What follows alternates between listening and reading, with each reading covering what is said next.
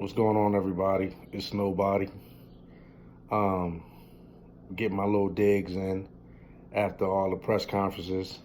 Um, Sixers elected to keep Brett Brown. You got Mark Jackson out there. You could even, Avery Johnson, even Lionel Hollins could be considered. But they kept Brett Brown. Brett Brown did the same thing he did last year. I mean, he used no tactical um, maneuvers or strategy to win that game. None. Embiid was supposed to bend down low. Embiid wasn't down low. They had 3 terrible turnovers at the end. Brett Brown never called the timeout. They satisfied with Brett Brown, and that's their choice. They're going to lose a lot of fanfare. You can believe that. Sixers come back with the same bullshit from this season, and they're going to hear it. I mean, because this is Philly. I mean, let's be honest. Ben Simmons in the his press conference was just the most arrogant. I mean, at one point, one of the reporters asked him, Joel Embiid, took responsibility. He said it because, everybody's putting on Brett Brown. So, he said, no, I take full responsibility. Where do you think your responsibility lies for the loss? Where does it lie? I mean, what do you, all us guys. No, the question was, where did you fall short at in helping them win game 7? For the series, for that matter. Where was your shortcomings at? But you don't even have the humbleness to admit that your half-ass play might have been one of the reasons why they didn't beat Toronto in the series. But that's cool. That's cool. Your arrogance is so it stinks so much in my nostrils, and it's going to reach other people's nostrils too.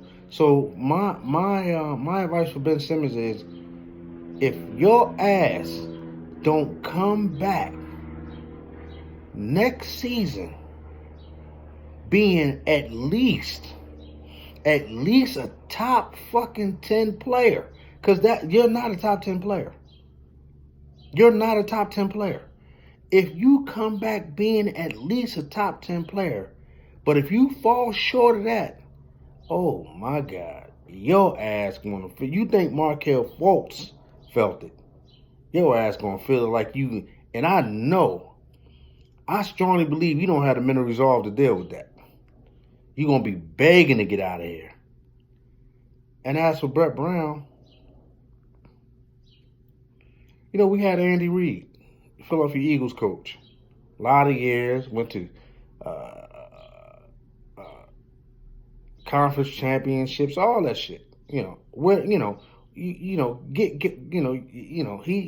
did all that. But could he win the big one? Nah, he couldn't do it. He didn't have the right material. And I say that about Brett Brown. Brett Brown doesn't have the right material. He doesn't. He doesn't have the makeup, man. He just doesn't. Brett Brown is, you could have kept Brett Brown around in a front office position, man. He could have still been relating to the players and this and that, and you needed some. You could have got somebody on the sidelines, man, that could do both, relate to players and execute discipline. But, what can I say? Sixers did their thing. Elton Brand, I think Elton Brand is motivated. He's hungry. The jury's still out. The jury's still out on Elton Brand. Embiid,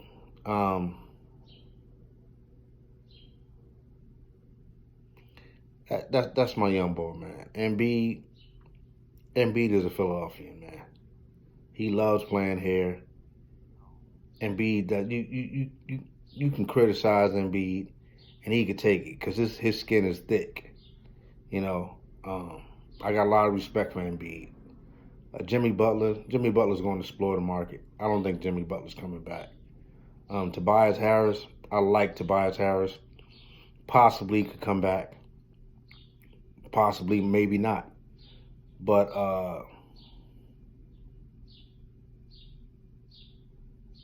this is my last posting on the Sixers. I disagree with the Sixers bringing Brett Brown back, but you know, if you don't think that a head coach is just as much important in winning the championship as the players, then you got another thing coming. And if you think Brett Brown can win you a championship, after all Brett Brown has shown you, man, in playoff series, how he just can't think his way out of a paper bag. He's a great guy, this, that. Yeah, okay. Okay. So this is nobody signing off for the end of the Sixers season. Be right back at you with the Eagles.